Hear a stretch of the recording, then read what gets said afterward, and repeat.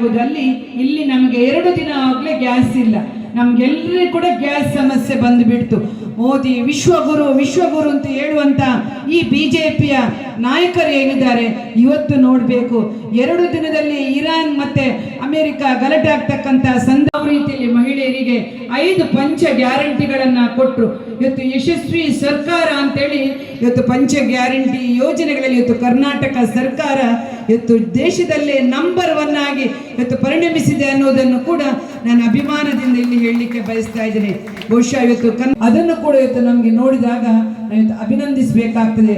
ಮಕ್ಕಳಿಗೆ ಶಾಲೆಯಲ್ಲಿ ಸರ್ಕಾರಿ ಶಾಲೆಗಳಲ್ಲಿ ಕೂಡ ಅವರು ಹಾಕಿಕೊಟ್ಟಂತಹ ಕಾರ್ಯಕ್ರಮಗಳು, ಜನರ ಸೇವೆಗೆ ಕೂಡ ಇವತ್ತು ಇಲ್ಲಿಯ ಮೂಲಭೂತ ಸೌಕರ್ಯಗಳು, ನೀರು, ರಸ್ತೆ, ಪ್ರತಿಯೊಂದು ವಿಚಾರಕ್ಕೂ ಕೂಡ ನಾನು ಕೇಳಿಕೊಂಡು ಬಂದೆ. ಇವತ್ತು ನಮಗೂ ಕೂಡ ನಾನು ಕೇರಳ ಕರ್ನಾಟಕ ನಾವು 1 ರೋಡು ಮಾತ್ರ ಸ್ವಲ್ಪ ಅಡ್ಡ ಇದ್ದೇವೆ, ಆದರೆ ಈ ಕ್ಷೇತ್ರದ ಬಗ್ಗೆ ನಾವೆಲ್ಲರೂ ಇವತ್ತು ತಿಳ್ಕೊಳ್ತಾ ಇದ್ದೇವೆ.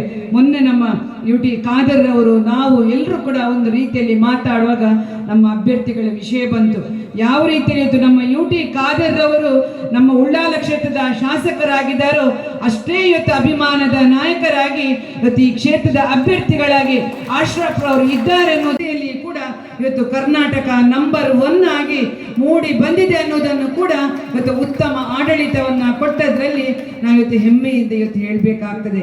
ಅದೇ ರೀತಿಯಲ್ಲಿ ಇವತ್ತು ಕೇರಳದಲ್ಲಿ ಕೂಡ ಆ ದೇವರ ಆಶೀರ್ವಾದದಿಂದ UDF ಸರ್ಕಾರ ಆಡಳಿತಕ್ಕೆ ಬಂದರೆ ಅದೇ ರೀತಿಯ ಮಾದರಿಯಲ್ಲಿ ನುಡಿದಂತೆ ನಡೆದ ಸರ್ಕಾರ ಎನ್ನುವಂತ ಒಂದು ಬೆಚ್ಚುಗೆ ನಮ್ಮ ಕೇರಳದಲ್ಲಿ ಕೂಡ ಬರ್ತದೆ.